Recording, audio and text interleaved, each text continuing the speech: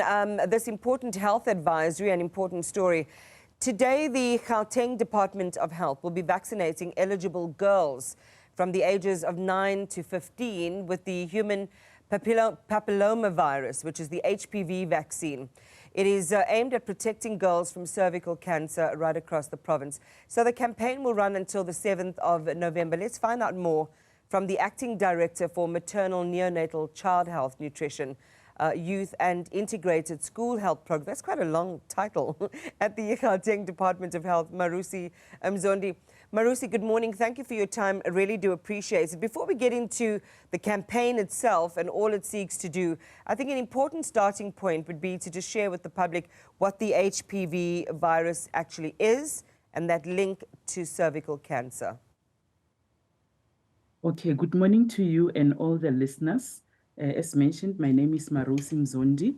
So we're going to talk about the HPV vaccination campaign that we are currently, as Gauteng Department of Health, rolling out in all private primary schools. And this is a vaccine that is given to save the lives of the young girls and in order to protect them against getting cervical cancer later in life.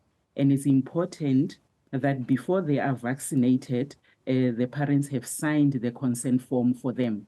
And then for those who are aged 12 years and above, they can sign the consent form, but we encourage that at all times they have to inform their parents. All right, so on the HPV virus, we understand it's quite a common group of viruses that can infect the skin, places like the mucous membrane, in both the genital area, the throat and the mouth, and there are more than 100 types, but there are specific ones that do then lead to cervical cancer. I think one of the important things I want to highlight, Marousi, is that you could have it and not actually demonstrate any overt symptoms, right? Yes, you are right. And just to explain the HPV for the listeners who maybe don't know about what it is, the full name is Human Papillomavirus. And as you have indicated, we are having more than 200 types of those HPV virus. And then for this HPV vaccination, we are vaccinating these girls with Cervarix. And this Cervarix is mainly is effective actually against the type 16 and type 18 of the HPV, because these two types have been found to be responsible for over 70% of the cervical cancer cases that we have noted. So it's really, I mean, it's really powerful in that sense, negatively powerful. How is it spread? Okay, the HPV can be spread if one touches the surfaces where one with HPV has touched, and then it can also spread through sexual intercourse, and it can spread through any type of, close relationship as long as there is skin-to-skin contact. That is why with this HPV vaccination, it is encouraged that we vaccinate those young girls by the age of 9 years, because those by the age of young 9 years, most of them have not yet started with their sexual intercourse. So that's why it's important to vaccinate them early enough and to protect them from future cervical cancer. And as you say, it's really aimed at prevention, because this can be something really serious later on. Let's in fact go there. Let's talk about cervical cancer and how serious it is. Cervical cancer is very serious. And as we know, cervical cancer is a cancer of the mouth, of the womb, and that is why we are vaccinating these learners. And according to the WHO strategy, it's important that we vaccinate 90% of children against this cervical cancer. And then it's also important that we also early diagnose this cervical cancer. And we do that by doing pap smears in all our public health facilities, where women who are aged 30 years and above are screened on a period for the period of 10 years in their lifetime. And then also those who are HIV positive, they are also encouraged to come to our public health facilities for them to be screened for HPV. And then if we find that a woman has got HPV, according to WHO strategies, is that we want to see 90% of them having received treatment for any early cancers or early signs of cancers that have been diagnosed. So we are looking at this 90, 70, 90. Early detection, early treatment, and early vaccination. Thank you. Marousi, some parents may have some concerns about vaccine safety. What assurances would you like to give them in terms of both its safety and its efficacy? And I think in sharing that, this is not the first time this campaign's been rolled out. For those who have taken the vaccine previously, what has been their experience with it from a physiological perspective? Okay, I must say the HPV vaccine is very safe. It protects, like we said, against various forms of cervical cancer, is very effective.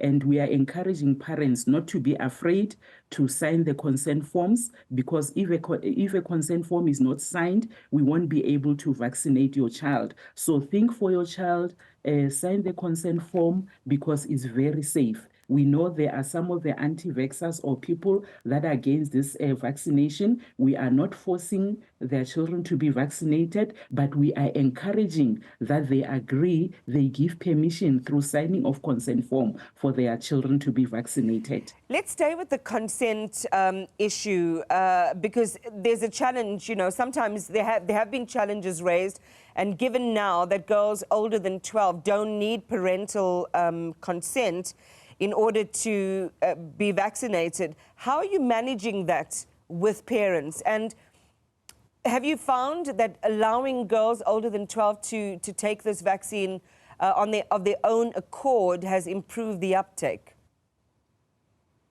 It has improved. Initially, when we started with the campaign, we were vaccinating the learners in grade 4.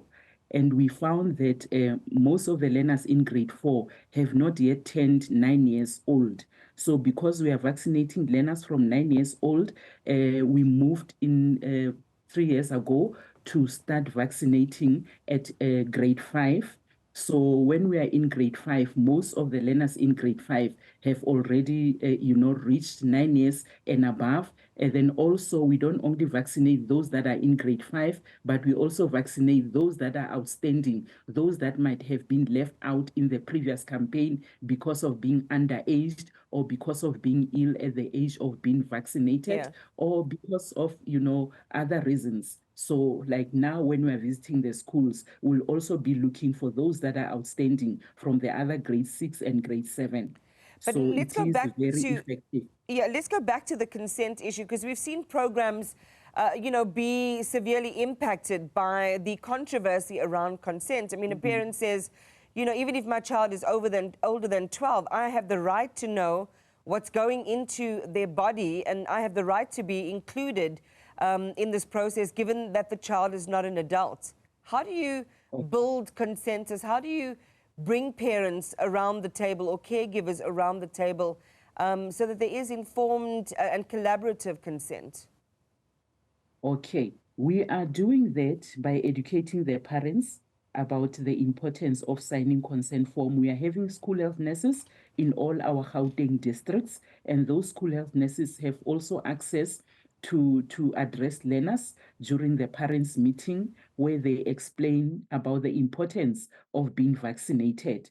And also, when some of the children do not have the consent form or have not returned the consent form, we even go to an extent of calling individual parents just to find out the reasons why they did not sign consent form. And others will tell us that, no, I didn't know the importance of it. Please give it to my child and let it be signed. So interviews like these are helping us in order to encourage the parents that HPV vaccination, it saves lives. It's important for their children to be vaccinated. So any platform that we find, for example, we even encourage our health workers that even in churches, at such platforms, let us continue educating the community out there, educating parents, even during our outreach events. When we have outreach events in communities, we do educate them about the importance of their children being vaccinated with HPV. If they have questions,